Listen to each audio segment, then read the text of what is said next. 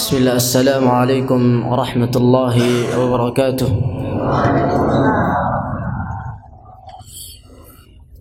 Alhamdulillahilladzi ja'ala syahra ramadana syahra as-siyam wal qiyam wal qur'an walladzi unzila fihi al-qur'an hudan lin-nas wa bayyinatin minal huda wal furqan.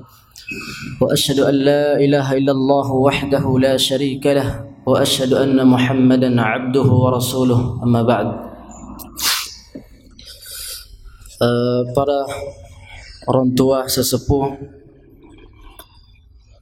pembina, pembimbing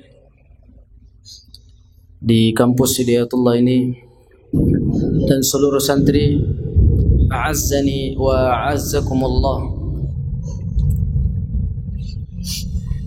Pada kesempatan yang berbahagia ini, kami akan melanjutkan kajian kitab Mukhtasar Majlis Syahr Ramadan yang ditulis oleh Asy-Syaikh Ibnu Shalih Al-Utsaimin rahimahullah.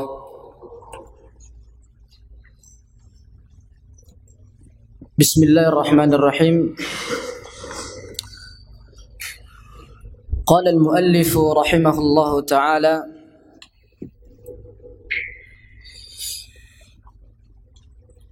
fi fadli ashri al-akhirah min Ramadan. Bismillah. Ma'ashir as-sa'imin, nahnu maqbuluna ala ashri Ramadan al-akhirah.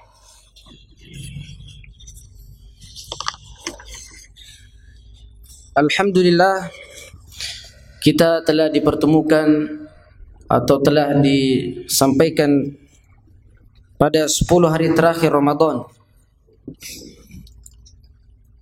Wa li fadliha al-azim faqad khassat bi umurin. Kemudian di antara keistimewaan 10 hari terakhir di bulan Ramadan ini adalah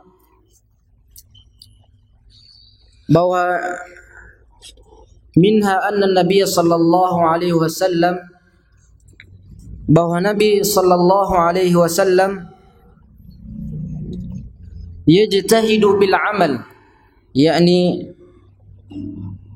bersungguh-sungguh atau meningkatkan kesungguhannya di dalam beramal, aktsar min ghairiha, dengan melakukan amalan yang lebih baik dari atau lebih banyak lagi dari hari-hari. Fa fi sahih Muslim an Aisyah radhiyallahu anha anna an-nabiy sallallahu alaihi wasallam kana yajtahidu fi al-ashr al-awakhir. Dalam sahih Muslim disebutkan dari Aisyah radhiyallahu anha bahwa Nabi sallallahu alaihi wasallam kana yajtahidu fi ashril awakhir, yakni beliau meningkatkan kesungguhannya dalam beramal pada 10 hari terakhir di bulan suci Ramadan. Ma la yajtahidu fi ghairihi, melebihi kesungguhan beliau pada hari yang lain.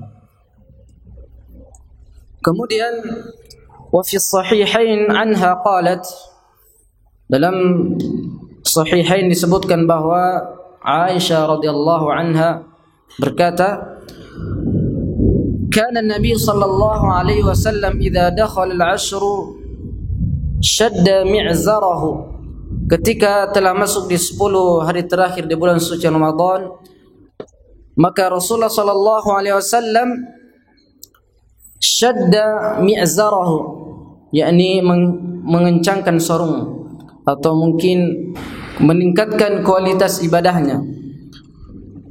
Kemudian wa ahya lailahu, menghidupkan malamnya, wa ayqadha ahlahu, dan membangunkan keluarganya.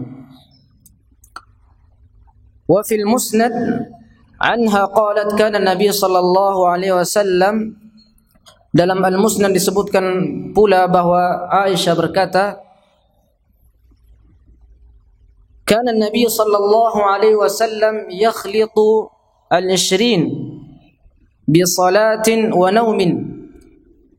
Nabi sallallahu alaihi wasallam mengisi 20 hari bulan suci Ramadan dengan apa? Bi salatin, mengerjakan salat, wa naumin, dan menyempatkan untuk tidur. Fa idza kana al-'ashru shammarahu wa shadda al-mi'zara. Kemudian maka beliau sallallahu alaihi wasallam bersungguh-sungguh dan mengencangkan sarungnya. Jemaah yang berbahagia, kemudian wa mimma yadullu ala fadilatil 'ashri anna an-nabiy sallallahu alaihi wasallam kana yuqidhu ahlahu fiha lis-salati wadh-dhikri. Kemudian di antara hal yang menunjukkan keutamaan 10 malam terakhir di bulan suci Ramadan dari hadis di atas adalah bahwa Nabi sallallahu alaihi wasallam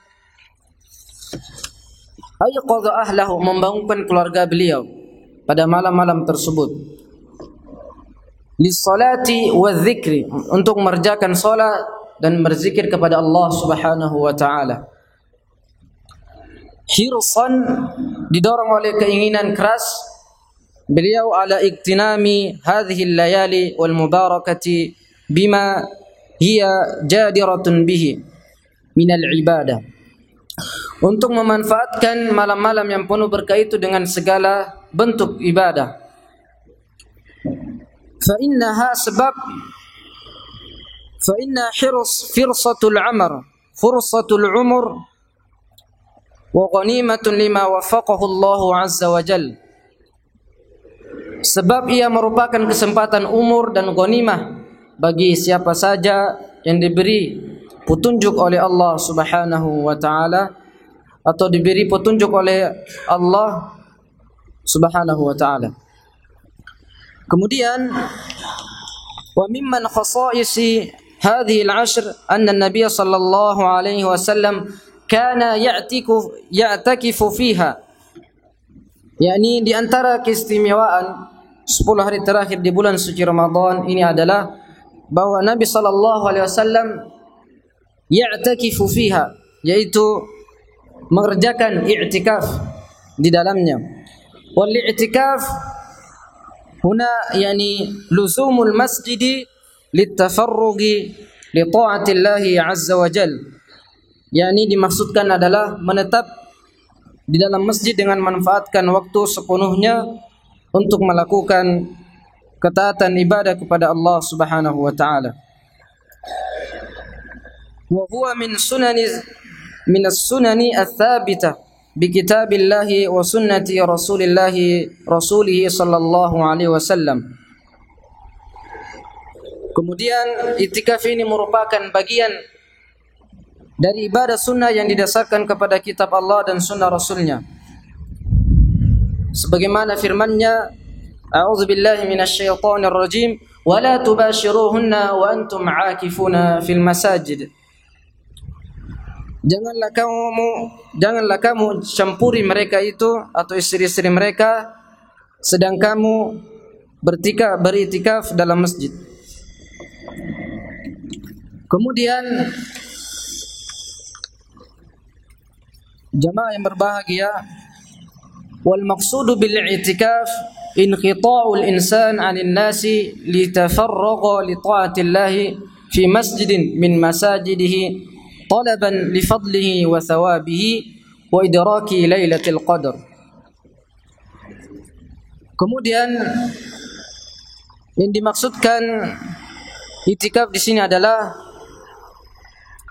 memutus hubungan inqita'ul insan dengan manusia lain untuk memfokuskan diri sepenuhnya untuk melakukan ketaatan beribadah di dalam masjid, talaban, demi mencari keutamaan dan pahala, serta demi mendapatkan Lailatul Qadar.